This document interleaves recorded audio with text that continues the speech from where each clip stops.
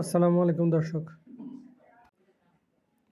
ভারতের ত্রিপুরা রাজ্যের আগরতলায় বাংলাদেশ সহকারী হাইকমিশনে 2 ডিসেম্বর সোমবার উগ্র হিন্দুরা হামলা চালিয়েছে।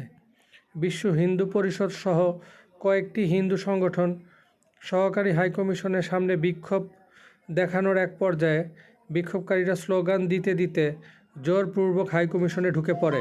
ভেতরে ঢুকে তারা বাংলাদেশের জাতীয় পতাকা ছিঁড়ে ফেলেন।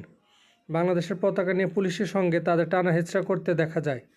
এরপরেই পুলিশ তৎপর হয়ে বিক্ষোভকারীদের হাইকমিশন থেকে বের করে দেয় বলে সংবাদ সূত্রে জানা গেছে। হামলার ঘটনাকে গভীর দুঃখজনক জানিয়ে ভারতের পররাষ্ট্র মন্ত্রণালয় থেকে এক বিবৃতি দেওয়া হয়েছে।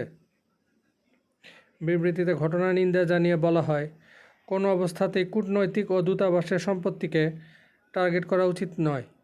একই সঙ্গে জানানো হয়েছে, ভারত সরকার নয়াদিল্লির বাংলাদেশ হাইকমিশন ও অন্যান্য জায়গায় থাকা ডেপুটি ও সহকারী হাইকমিশনের নিরাপত্তা জোরদার করার পদক্ষেপ নেওয়া হচ্ছে।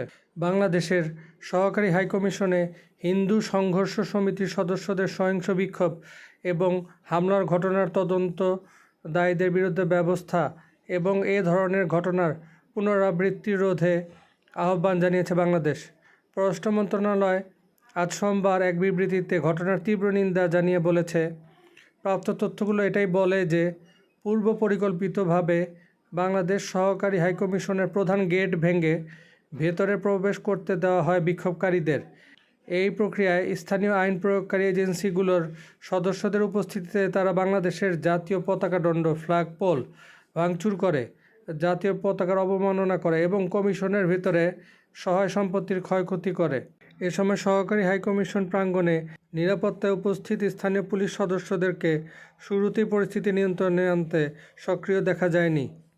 বাংলাদেশ সরকার আরও জোর দিয়ে বলতে চায় যে বাংলাদেশের কূটনৈতিক মিশনের উপর এই জঘন্য হামলা এবং বাংলাদেশের জাতীয় পতাকাকে অসম্মান করা হলো গত 28 নভেম্বর কলকাতায় সহিংস প্রতিবাদ বিক্ষোভের মতো আরেকটি ঘটনা।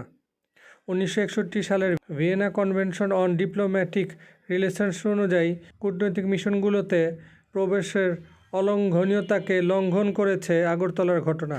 যেহেতু কূটনৈতিক মিশনগুলোকে যে কোনো রকম অনুপ্রবেশ বা ক্ষতি থেকে রক্ষা করা স্বাগতিক দেশের সরকারের দায়িত্ব, তাই ভারত সরকারের প্রতি বাংলাদেশ সরকার আহ্বান জানাচ্ছে অবিলম্বে ঘটনার সমাধান, এর পূর্ণাঙ্গ তদন্ত এবং ভারতের ভিতরে অবস্থিত বাংলাদেশের কূটনৈতিক মিশনগুলোকে সহিংসতা থেকে সুরক্ষিত রাখতে।